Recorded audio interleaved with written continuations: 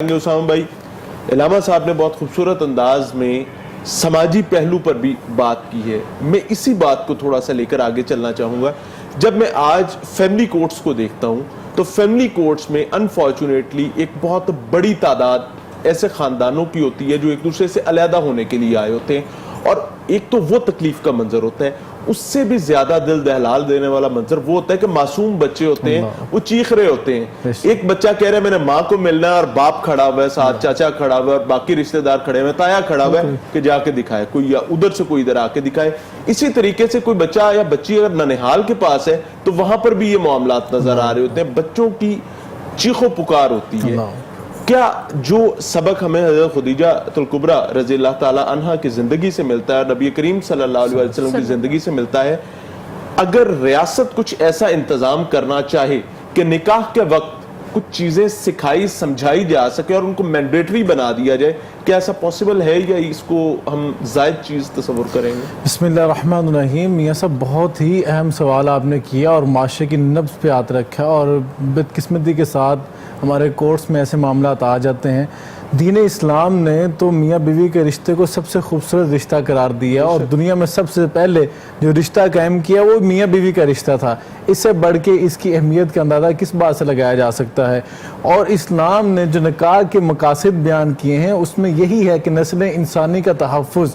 سب سے پہلا اس کا بنیادی مقصد یہ ہے کہ نسل انسانی کا تحفظ کیا جائے، اپنی اولاد کی حفاظت کی جائے. اب اولاد کے حقوق ایسے انسان کے اوپر لازم کر دیے گئے ہیں کہ کلکم راعین و کلکم مسئول عن رعیتہ.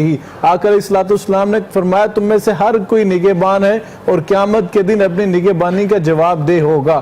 اب یہ بات ہے کہ جب انسان نکاح کر رہا ہے اور اس کے والدین اس کو نکاح کے لیے آمادہ کر رہے ہیں اور نکاح کے لیے وہ تیار ہو چکا ہے، تو سب سے پہلے والدین کی تربیت کے جو ہے اس کا اندازہ کرنا ہوگا کہ والدین کے اوپر ذمہ داری ہے کہ اس کو سمجھائیں. اگر وہ خود عاقل بالغ اور سمجھدار ہے، معاملہ فہم ہے، تو کیونکہ نکاح کے لیے تو یہ شرائط ضروری ہیں، اسے خود بھی دین اسلام کی ان تعلیمات کو بغور پڑھنا ہوگا کہ آج میں جس بندے میں بننے جا رہا ہوں اس کے بعد میرے اوپر کیا ذمہ داریاں عائد ہو رہی ہیں. قرآن کریم میں اور احادیث مبارکہ میں سب سے زیادہ برا فعل جس کو سمجھا گیا وہ طلاق ہے، اور طلاق کو قرآن کریم میں روکنے کے لیے، اللہ کے رسول صلی اللہ علیہ وسلم روکنے کے لیے بہت ساری شرائط لگا دی کہ اس وجہ سے بھی طلاق نہیں ہو سکتی، اس وجہ سے بھی طلاق نہیں ہو سکتی، یہ معاملہ ہو طلاق نہیں ہو سکتی.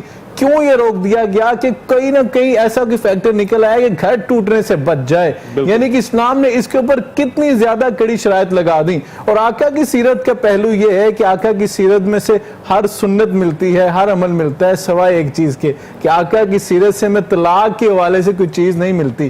اس سے پتہ لگا کہ اللہ کے رسول صلی اللہ علیہ وسلم کی سنت سے ہر چیز ہمیں مل رہی ہے، مکمل کامل نمونہ مل رہا، طلاق ہے کیوں نہیں مل رہا؟ اس سے پتہ لگا سب سے برا فعل ہی طلاق ہے.